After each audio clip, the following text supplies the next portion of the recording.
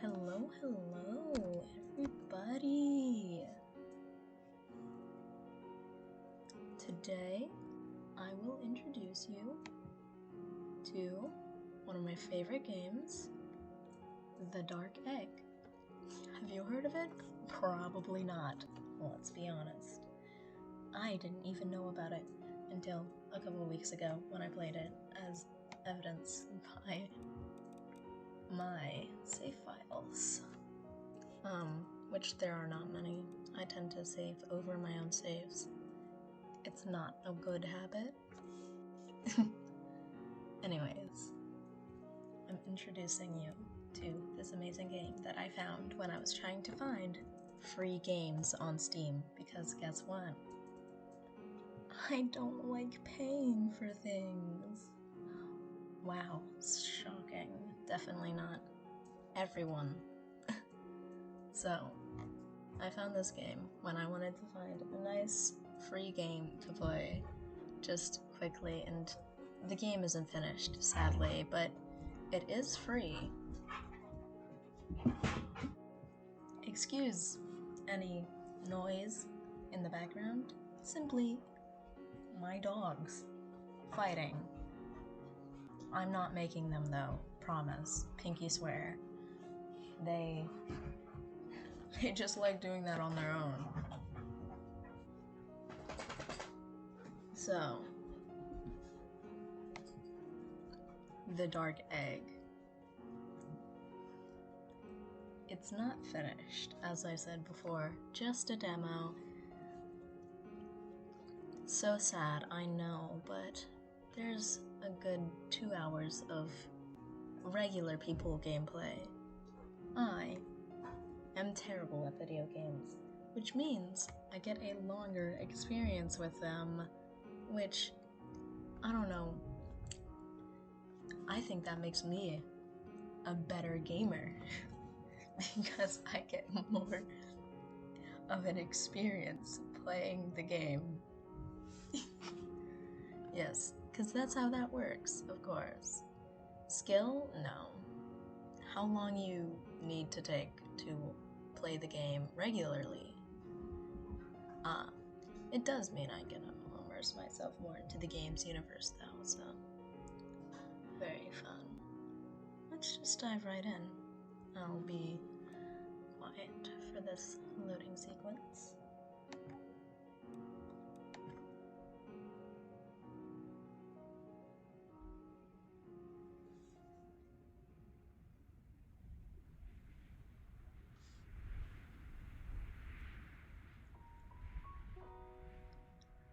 When I was young, I heard a story. I don't know why I'm voice acting. Give me a break.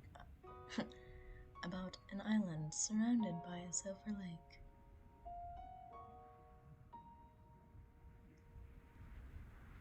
Oh my god, it fucking rhymed, guys. The island was empty, save for an old city. Its people were lost and hungry, and when they cried for help, there was no answer. But then, from the heavens, came the many eyes of grace, who gave an answer. Salvation arrived on winged creatures speaking in tongues that aged men. They taught many secret things and what mind was. Their gifts took away mankind's faults and replaced them with eyes of grace. The island was blessed. Everyone was made right. The city was made better. Its sun was consumed. The city was made into a memory, living words in eternity. Screams faded, and none came back from the island. Most leave the island alone, except for those seeking its greater treasure. An egg from the heavens, unspoilt and perfect, resting in the womb of the old city. A thing that will grant any wish you desire. A thing that I must get.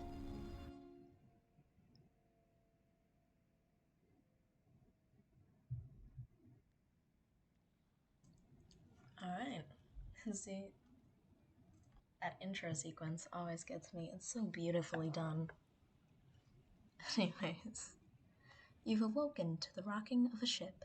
You can't remember how many days it's been.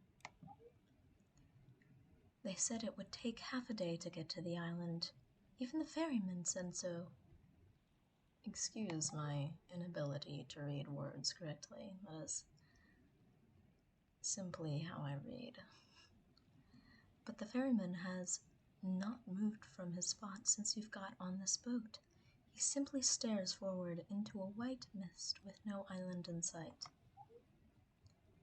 The sound of waves surrounds you, and nothing else. Now, I did play through this once, but I don't have the greatest memory, so this is kind of just another new experience for me. Hopefully not completely, though. Whew. You speak up to catch the ferryman's attention, but he makes no attempt at speaking back to you. He only continues to stare into the white mist ahead. Is the boat even moving? You peer over the boat and see rushing water. It is a relief to know the boat is going somewhere. You, like the ferryman, simply stare out into the mist-covered waters. There is no island in sight. Bag! You open your bag just beneath your feet. It is drenched by the mist and splashed of the waves around you. What?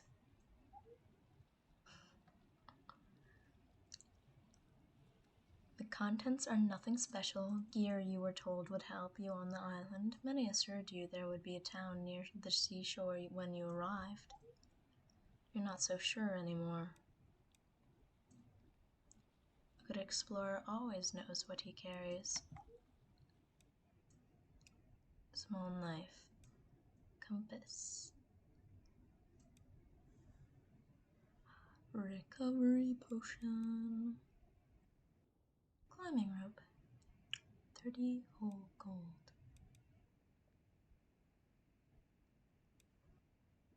Nice.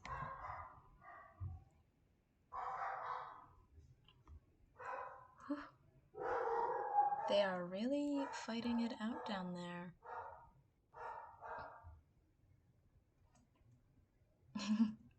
Alright. Never mind. Alright.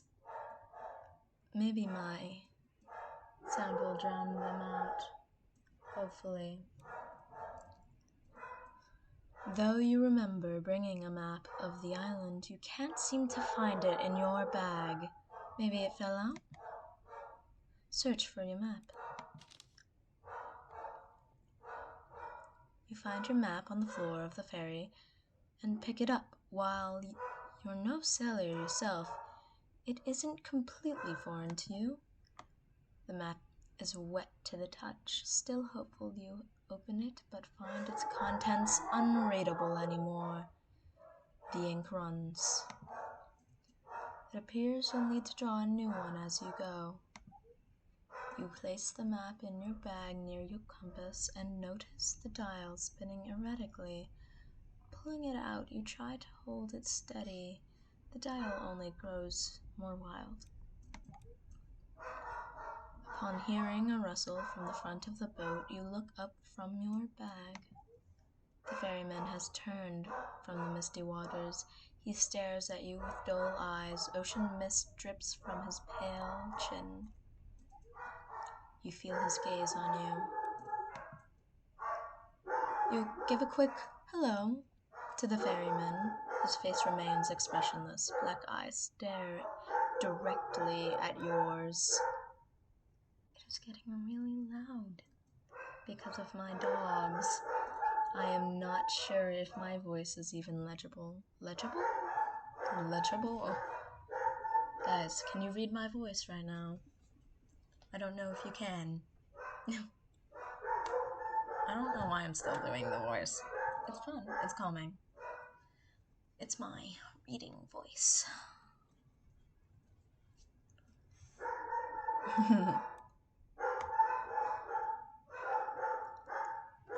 Should I do a voice for the ferryman? No, I shouldn't. I really shouldn't. I probably will, out of instinct, you know? We've passed the normal waters. 3 whole choices. No.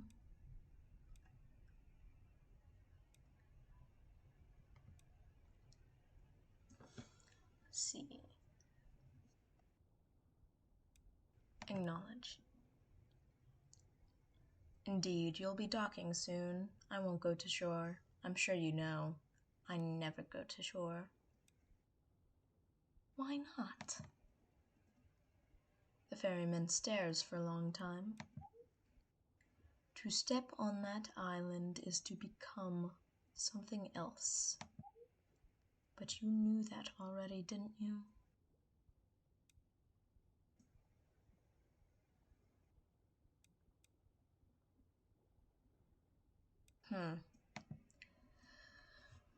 I know what you're after, and the island knows too. They all know. The ferryman leans forward to you. That is why you never go to shore. The ferryman nods as if knowing you already understand.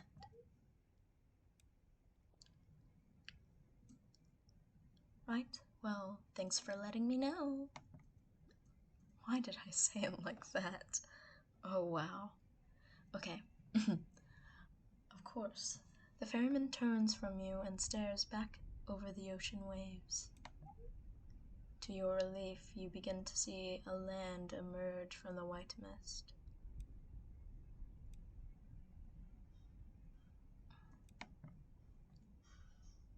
You certainly did, the ferryman replies. The shoreline gets closer, and soon you see the dim yellow lights cut through the white mist around you. You stand to get a closer look. The ferryman remains sitting motionless. The shoreline is decorated with yellow lights, and as the boat gets closer, a silhouette of a dark, wet town appears before you. The lights seem to dance in the mist and rain. It is the harbor. Best be quiet when you get to shore.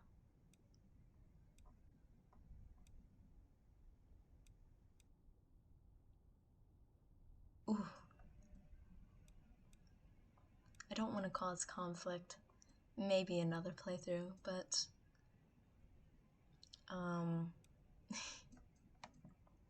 let's just get some background info. Caution is wise, but I don't know how much it will help you on that island, the ferryman replies weakly. You'll be aboard in a minute. Best sit down.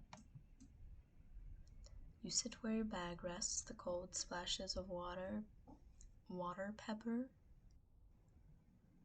What? Oh, I get it now. The cold splashes of water pepper your numbing face. You let out a breath and see it mist in front of you. Is it getting colder?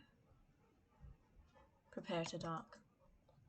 The ferryman raises his hand, and as he does so, the boat slows. The boat twists and turns as if 4 men are piloting it. You remember that there was a crew on this boat, but when you first set off, there was a crew, wasn't there? The boat comes to a halt, and besides the boat is a worn dockway. Best of luck to whatever it is you're searching for, stranger. You look to the ferryman and are surprised to find he is not the head of the boat.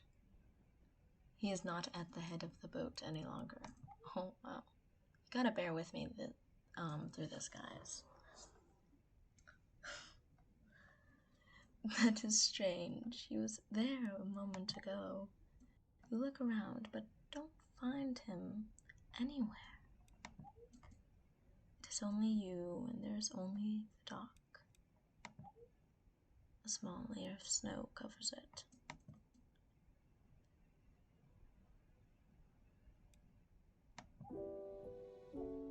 Oh, I just skipped dialogue. I didn't even read it. Alright, I hope you guys could have fast read that. Rain and snow pelt against your body. The harsh wind claws at your face. You realize now you are far underprepared for what is to come. The town is quiet, and the street lamp glows a dim yellow in the wind. And the winds around you. Not a soul in sight.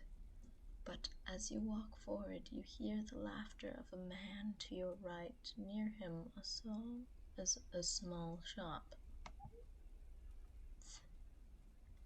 Your footsteps splash in the road. You approach the man, apprehensive. His laughs continue to echo through the roads, as if amplified by something. No one else is around, and you notice the man has no smile on his face. You greet him and ask him if he knows where anyone else is. The laughter stops. He turns his face towards you, but does not meet your eyes. His gaze lies beyond you, a pale face without light. His eyes reflect nothing. There is no one else. There is just you. Oh my god. The man turns from you and walks away. He shortly begins to laugh again, growing quieter as he vanishes from your view. Your footsteps splash in the road. Shop.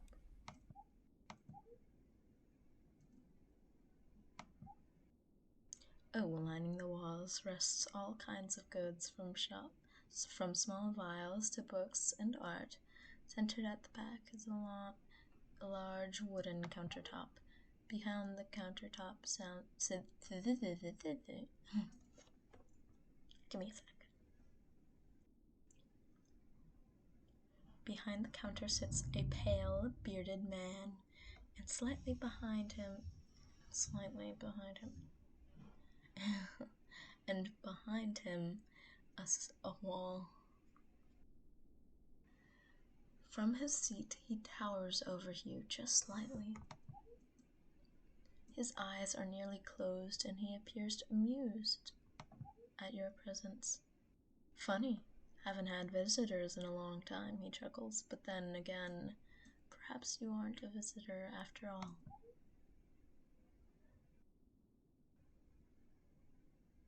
What are you here for? You see, this is where we get to my memory and how I know some things. So, let me just... Don't carry much more than the essentials here, the man says. Not many visitors means not many buyers either. Still, you're welcome to take a look around.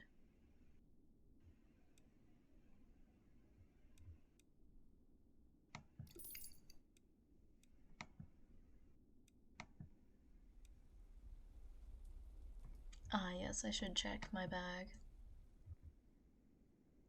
3 recovery potions and 10 less gold. How sad.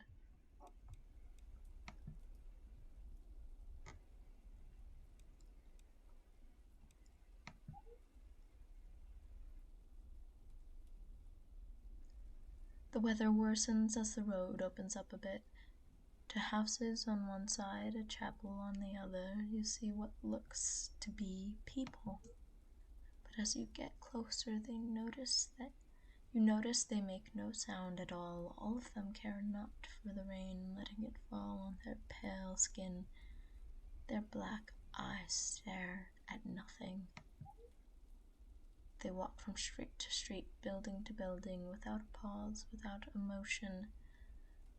None turn to you as you walk by.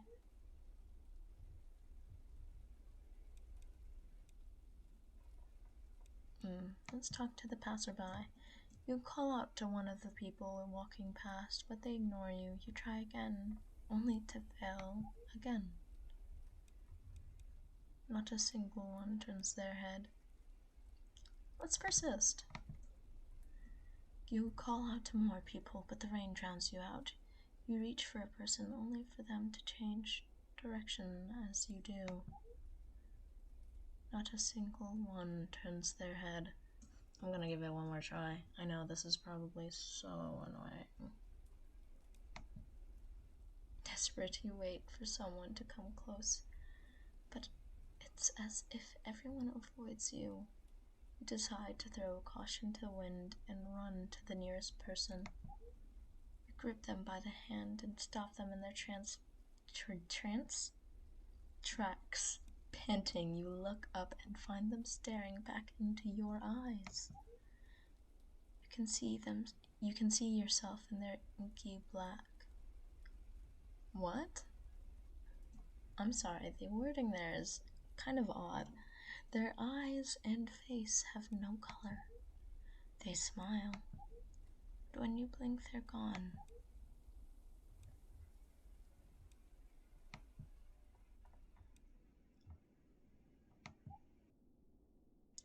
In the back alley, the rain is unable to reach. It is far more quiet. Snow still falls steadily, and near the end of the alleyway rests a woman and her child. Frozen and dead, their faces hold sadness and hope, and before them rests an offering box. You notice that the woman has a coat you could wear. It wouldn't do her any good.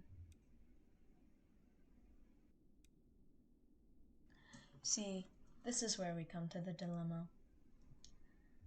I'd rather not spend much money, and this coat is good, so we're stealing off a corpse. Why am I talking in an accent? So ridiculous. The reading voice has me a little messed up. So we're robbing this corpse, this poor woman. You go to pull the coat off the woman, but oh my god, the first side slides off easily, but as you continue, the sleeve between her and the girl sticks. You maneuver and pull the coat until finally it frees with a crunch. The coat is now yours, though the woman's frostbitten arm came with it. The inside of the coat is lined with a warm fur, and though it was wrapped in the body of a woman for who knows how long, it carries no smell nor obvious wear. It's quiet in the back alley. The woman lies crumpled on the ground, her face planted in the snow. The girl lays slumped against the wall without her support. See, this is where I feel bad. Cold resistance 1, defense 1. This is all I need, and it's all I would have gotten from the coat that you buy. So, I don't know, man. You tell me. What's the move? Overlook. House. Chapel. Let's go to the house.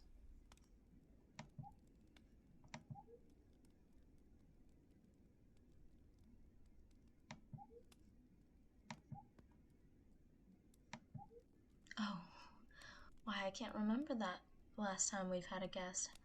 How is it out there? The rain doesn't seem to be doing you many favors, he chuckles, looking back into the fire. Well, you can rest here as long as you need. My wife has always been a great hostess, but she's out at the moment. A shame you can't meet her. You take a seat next to the man, and he suddenly turns to you. Say, did you happen to see my Wife and daughter on the way. They were supposed to go for my medicine. Before you can respond, a strained look passes over the man's face.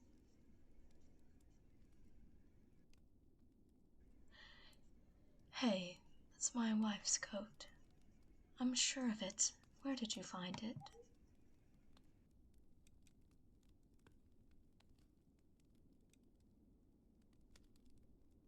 I don't have the heart to lie to this man. He needs to know. It's so sad. You tell the man that you found it on a frozen woman in an alley. I see.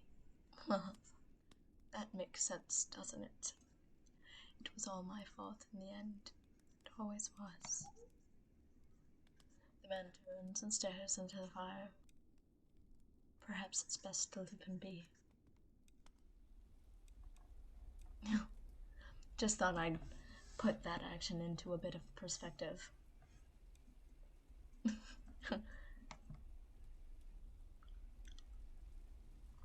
You continue up the path, climbing a small hill. The bitter wind gets worse with every step.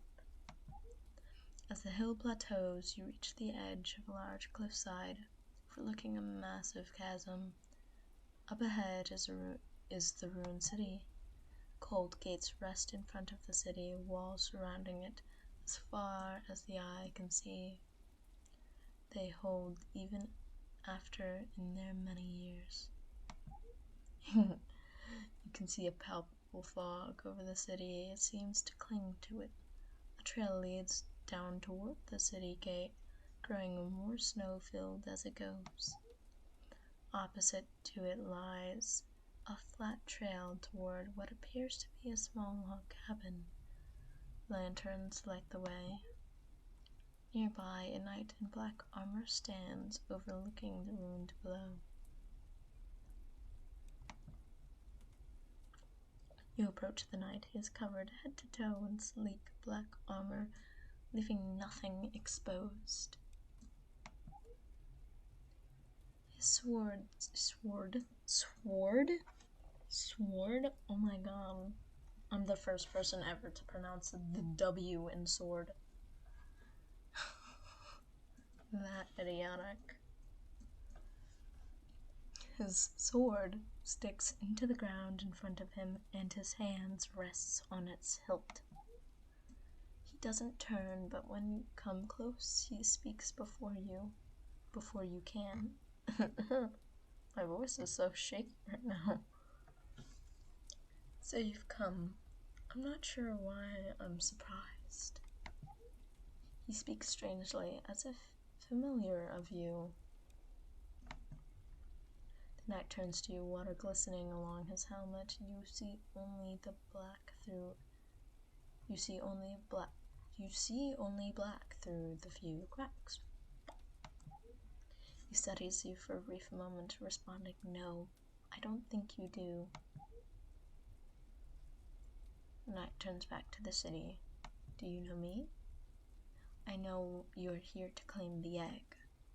You know there are many of you, right? Don't think you're unique in your journey." "What are you talking about? I'm so unique and quirky, of course. I'm the only person to ever want the egg." Egg. The knight gestured towards the ruined city with his head.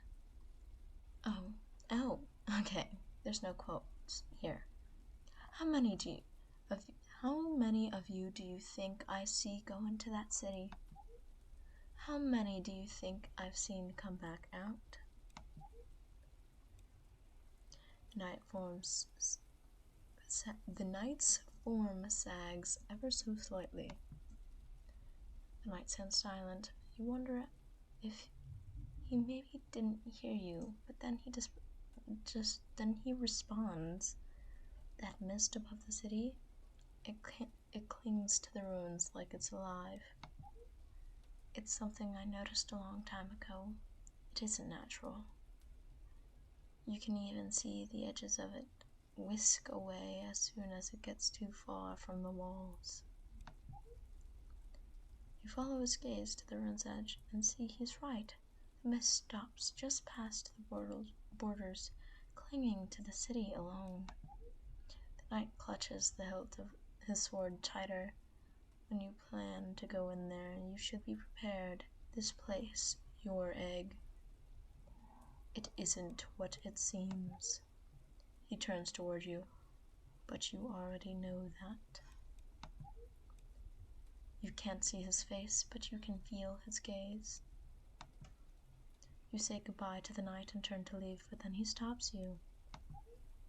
Wait, he says, I think you should have this before you go. I know you're planning to enter the ruins. I know nothing will stop you either. But when it goes to hell, maybe this time I'll see one of you come out of there. The cold gates in the city hold rest ahead. Surrounded by mist, the Black Knight stands overlooking the ruins. Alright, I don't need to... Yeah. You walk towards the cabin, its trail calm and flat. You pass odd lumps, rocks maybe, as you go. The closer you get, the larger you realize the cabin is, and soon you see a sign, faded and chipped, that simply says, Inn. The lump grows more numerous, and upon closer inspection you realize they are frozen bodies wet with rain. They stretch arms towards the inn. Standing outside of the inn, bodies lay strewn everywhere. It's quiet, the lights are on inside. You edge closer to one of the frozen people. They look to be locked in time from the cold. You look around to men, women, even children strewn along the pathway. As you look from person to person, you find them all reaching directly towards the door of the inn. Some with one hand outstretched, others with both. Some use their weapon, their bags, even their face if they had nothing else. A chill runs down your spine, and you soon stop looking. You manage to find some spare gold lying around in the meantime.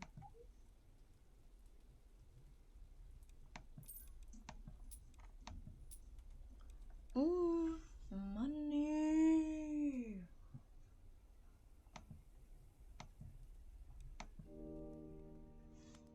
Music, guys. The music is finally here.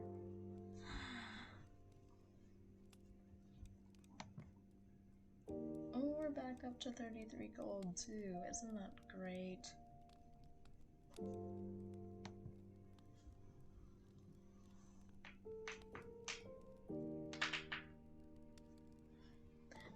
Knuckle cracking ASMR. You walk inside the inn, the warmth kissing your face. A counter flanked by 2 sets of stairs lies at the centered in front of you. Oh my god. With a fire crackling gently in the corner.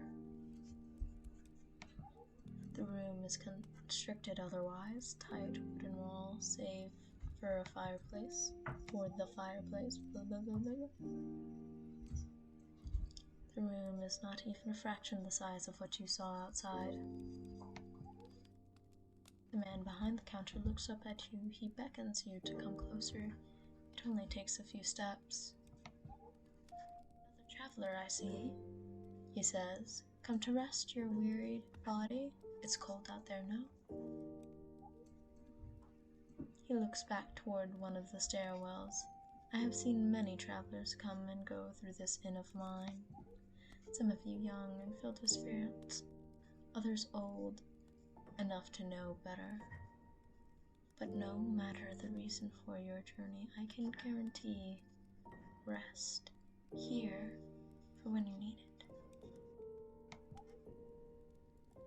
it. Should things ever become too dire out there, he continues. I imagine you might well wake up here again. After all, no matter the nightmare, it is just a nightmare after all, isn't it? The man looks down at something on his desk, but you cannot see it. He begins to write. Now tell me, traveler, why have you come here? If you wish to sleep, just enter up the stairs, either one. If you'd rather a short rest, the fireplace has room for more. Firelight dances across the room. There are few windows where rain and snow patter outside. It feels safe. Let's tell the guy about us absolutely going to dominate this egg. You decide to tell the man the reason you journey. You tell him that you wish to get the dark egg. His eyes light up as you speak. Well, who am I to stop someone from trying to reach their desires? One doesn't go looking for the egg without sense and purpose. To try and hold the dark egg is to risk everything. The road will not be kind to you, young one. No, it will not be kind at all. The man reaches into a drawer below the desk, and you hear a rustling of paper and clattering of metal. He pulls the small key up on the countertop. This here, he taps the key, is the key to the gates. I'd be happy to give it to you, but first I must ask you to do something for me. You look to him and ask him what he wants. He smiles. What I want, young one, is a stone from the chapel. You remember the chapel, right? You must have passed it on your way here. Hard to miss. Quite charming on the inside, too. Inside the chapel, he continues, is a stone, a magic stone of sorts. Or at least, that's what the rumors have said. No one has found any such thing for as long as that chapel has stood. He grabs the key and places it back in his drawer. But you seem different, young one. I want you to search for it. It's not a deal breaker if you can't find it, just a rumor after all. In truth, it's wishful to still believe something like that could exist after all this time. But as someone aiming for the egg, I imagine you should know what it's like to chase a wish. I think you know exactly what it is that I feel. You nod.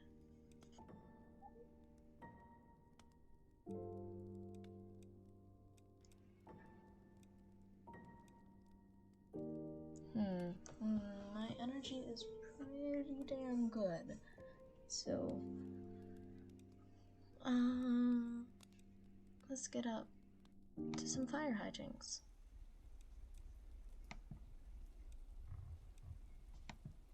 Yeah, fire hijinks.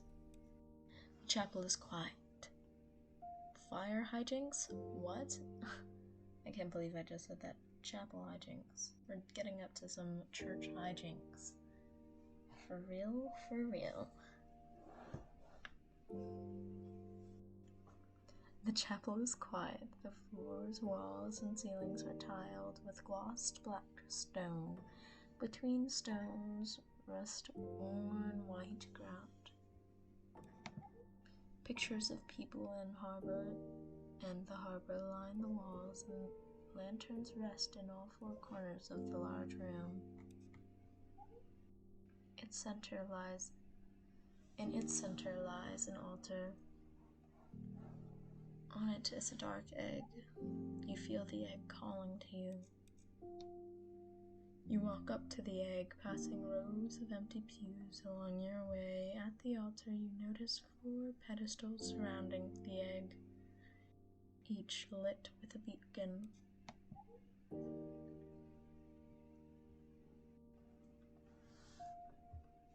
A faint glow surrounds the egg. Check the pedestals. You go toward one of the pedestals and notice that from each one extrudes a glowing barrier of sorts. Oh no. I don't know why my vocabulary is really into burials, but that's where we are right now. Nearly invisible, it's likely a dangerous trap meant to protect the egg.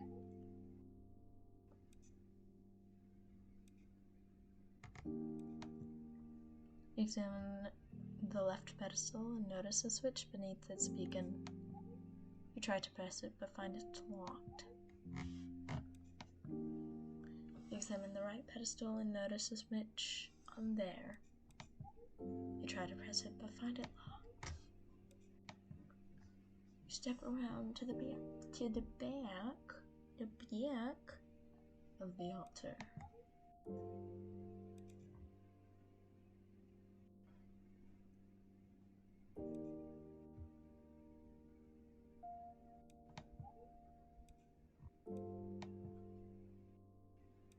You step around to the back of the altar.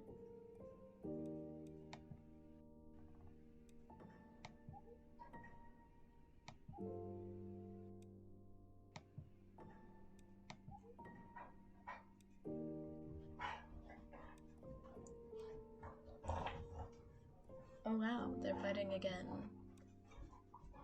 Listen to them go. Grr, grr.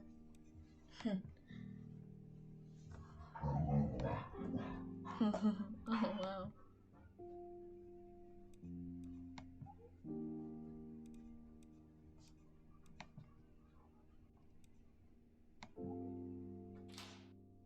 Finally. I started with the left one. Why didn't that work the first time? Rock 5 from the other 3 beacons towards the edges of the chapel. Wow, guys. Really adding to the atmosphere.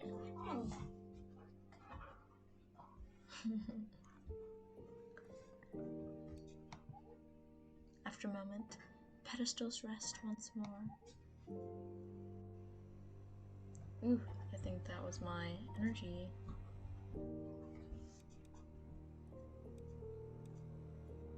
You see,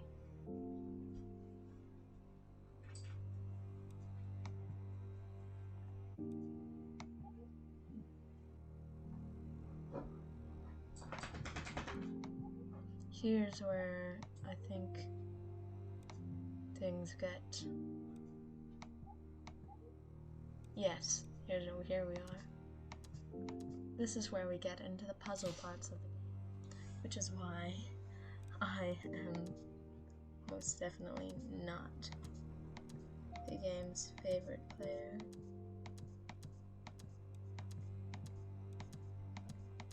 I'm not the best at puzzles, but at least I've done them before, so it shouldn't take me forever.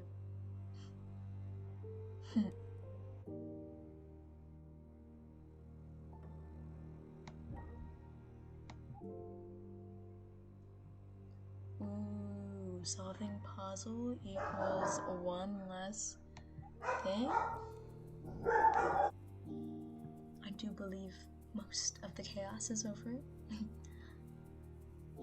Alright, back to the game. Whoa!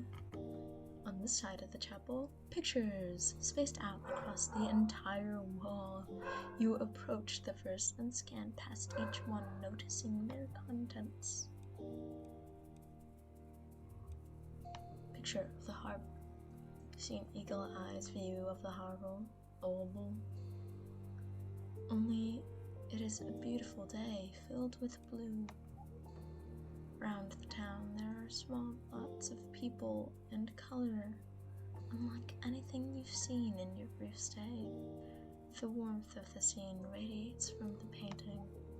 The layout of the harbor, even individual buildings are identical to the real thing. Perhaps this is a recent work? You can even make out the small shop you passed along your way. Someone is walking into it. Wait. Something catches your eye, you peer closer and you see an odd gray blotch. It's the man you talked to, the laughing man. You make eye contact. You recoil, but then he's gone. In his place is a blurry smudge on the empty street. -1 sanity. Isn't that amazing? How they are measuring your sanity in this game. I should explain this. Decreases when you are terrified, but slowly recovers over time. Low sanity causes side effects. Trauma. Increases when sanity reaches 0. Worsens the effects of low sanity. Trauma never recovers. Do not reach 100. It's very hard to reach 100 sanity. I mean, trauma in one playthrough of this game, but I could certainly try and do a trauma run of the Dark Egg. Speedrunning 100 trauma on the Dark Egg. A beautiful cityscape covers the picture surrounding a large town square. The architecture is some of the finest you've ever seen. In the center of the town square rests something large. Everyone's looking at it, surrounding it. A creature? It becomes increasingly abstract towards the center. You can't tell what you're supposed to be looking at. It looks like it's breathing.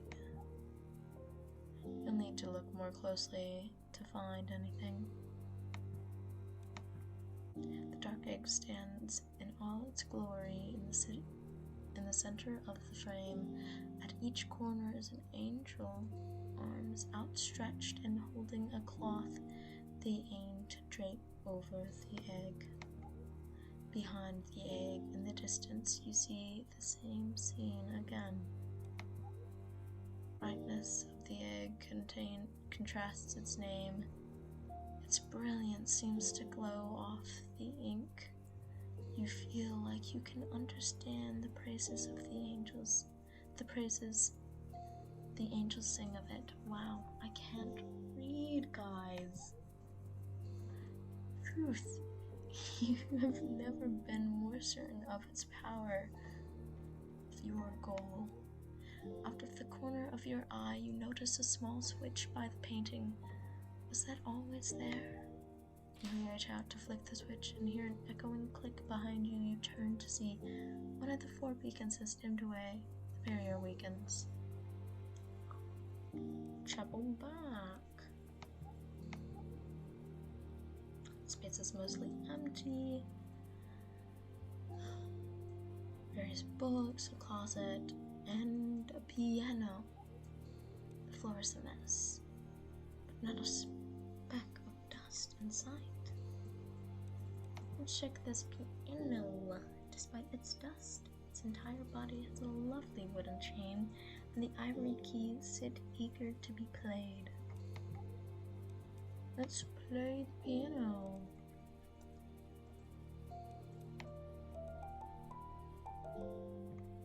Oh, my ballad.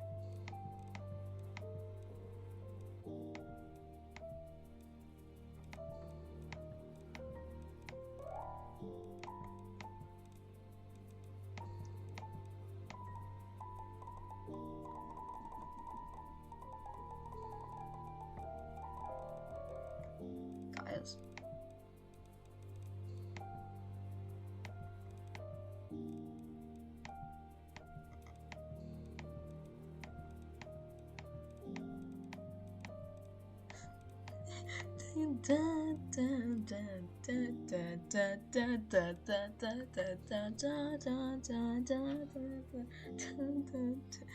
I'm not singing it right.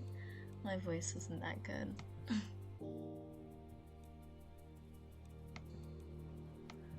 Let's look at them books. Ooh, the books are in a language you do not understand. You place them on a nearby shelf. closet. You open the closet and find it deeper than you first thought. Far, far deeper, though you're certain the chapel wasn't this long from the outside. Was it? It's dark.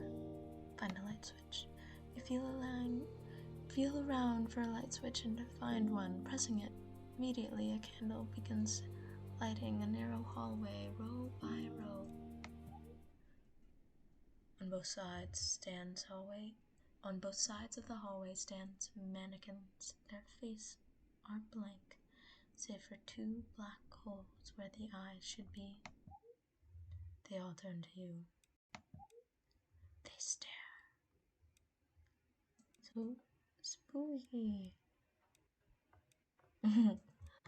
This is funny, because we're actually gonna keep going. You creep past the mannequins slowly, without a sound. They do not move, and yet when you turn around, the ones behind you have turned their heads. Their eyes bore into you. You ignore the mannequins and press on. The hallway is endless. The mannequins are endless, and everything looks the same. You're tiring. But thankfully, as you keep moving through the rows of heads, you stumble upon what seems to be... Oh my god, Oh my god! As you stumble on what seems to be the very same door you came from. I'm pretty sure I read that line already, but... Ooh! Look at the sanity go! Look at it go! There's something attached to the door. Sheet music?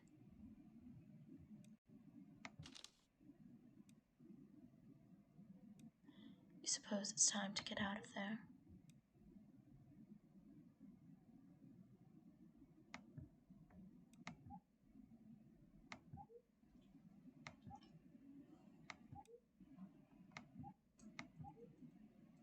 You scurry back through the hallway, going as quickly as possible.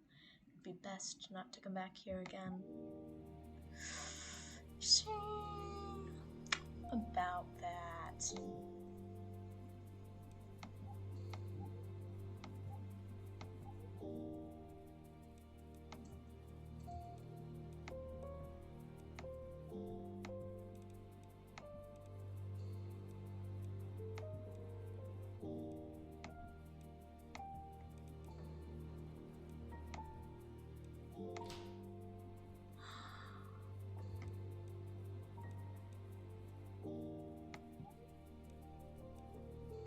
Inspecting the altar. Whoa, guys! You wonder if your eyes are playing a trick on you. Stepping up to the altar when the barrier used to be, you can see as clear as day the egg is gone. You feel the altar looking for it. Perhaps it's been hidden? Trying as you might, you find nothing about the egg. You're surprised, however, to find metal beneath your hand. You check your hand and find a key. You're not sure where the egg went, but this key could come in handy. What could it be for? Let's see. Whew, God. The sudden lack of music will always just freak me out. Tentatively, you go to open the door in front of you. Nothing looks out of place. This is the same door. You're sure of it. Steeling yourself, you unlock the door and creak it open to what looks like the back of the chapel. Only something seems off. This is the chapel.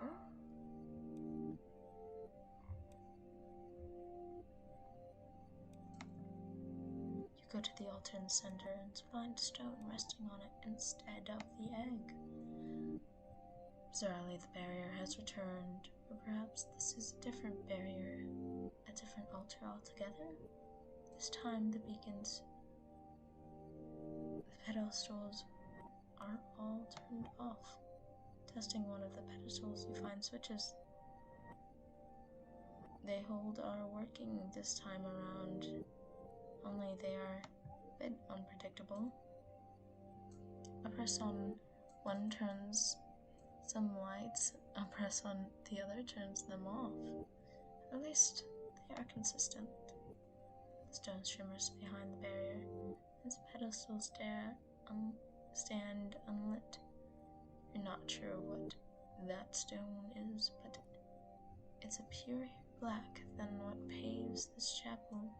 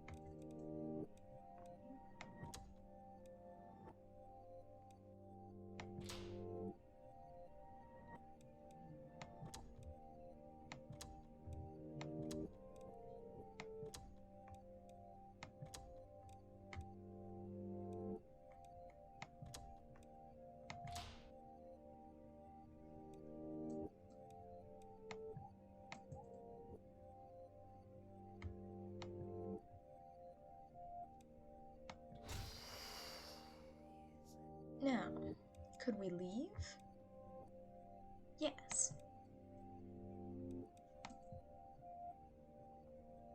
Prize in hand, you decide it's time to head back. You turn your back and open the closet, finding the long hallway once more.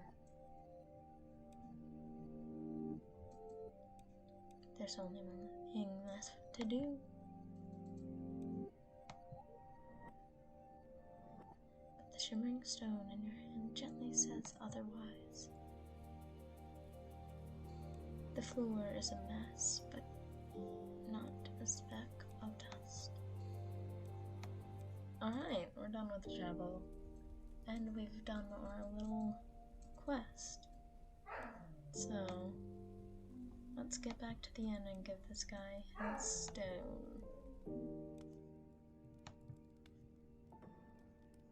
Oh, there was a lie. Oh. You tell the man you've gotten the stone, he perks up immediately. Did you now? Well, let's see it. You rifle through your bag and find it, handing it to him. His eyes light up and he cradles the stone like a child. My, this is the stone, all right. What a beauty it is. He leans back in his chair, examining the stone. Its sheen is even more exaggerated in the dim lighting. I must say, I wasn't so sure if you'd manage, but you did. Young one, you did. With a pleated sigh, he puts the stone and slides it back to you across the counter. He opens his drawer and pulls out a paper and writes. You look at him with growing confusion. You thought he wanted the stone. Yes, I did, young one, but not to keep. He smiles. A tired man like me has no need for such a stone. There's nothing left for me to change. I only wanted to confirm the rumors I heard so very long ago, and now that I have, I am more than satisfied. He gestures for you to pick up the stone. Go on, take it, use it wisely. And of course, your key. He places the key on the counter. You might as well leave the gate open while you're at it. I fear any others who would have tried to get past them are long gone by now. It is silent for a bit, and thinking the conversation is over, you begin to turn. Oh, before you go, young one, I should warn you, the man calls out. I'm sure you've seen the mist around that city. It makes things very, very cold. Going without proper clothing will be a terrible idea. You won't make it far. Of that I can assure you. Begin to ask about the cost of a room, but the innkeeper stops you. You don't need coin if you just wish to rest. It costs us nothing. But, he adds, if you wish to change yourself, that will always cost you as much as it costs anyone else. You decide to ignore the cryptic comment. Perhaps it will make more sense in the future? Foreshadowing. Foreshadowing at its finest. Though, surely I don't really know what he's talking about. Well, maybe I do, but like, barely. I'm sure it's like post-demo things. Can't wait for this game to be finished. It's gonna be so good, and I hope anyone who decides to watch my shitty little playthrough of it thinks to themselves, hey, I should actually play this stupid fucking game. After climbing the stairs, you find yourself between rows of countless rooms down a long, straight hall. Though you hadn't been given a key, you find one in your hand. Its tag says 8. The hallway isn't lit. The only light from the staircase illuminates the path. Each and every room you pass says it's occupied, though you see no light coming from any door. You approach the door labeled 8, only vaguely able to see it with the weakening light. Your key slots in perfectly, and you gently open the door.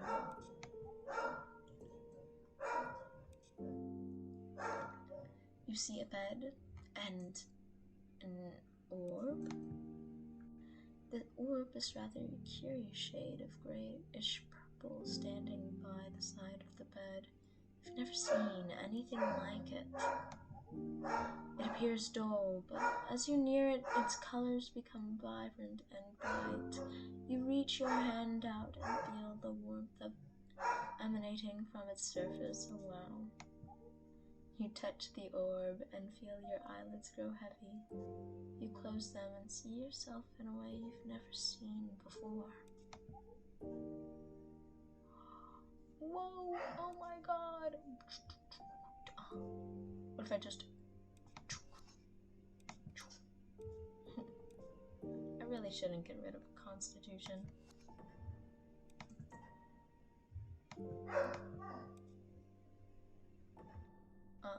No, come on. Yo.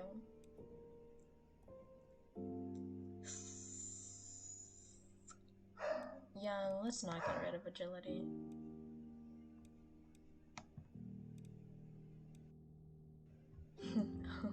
Turn lights the room with a soft yellow. You find yourself in your room at the inn. Sleep until morning! And as it's been an hour now, I already have enough to edit down. I think this is where we part ways. You remove your outer garments and get into bed. The light dims away as you do. Your eyes grow heavy and you drift into sleep.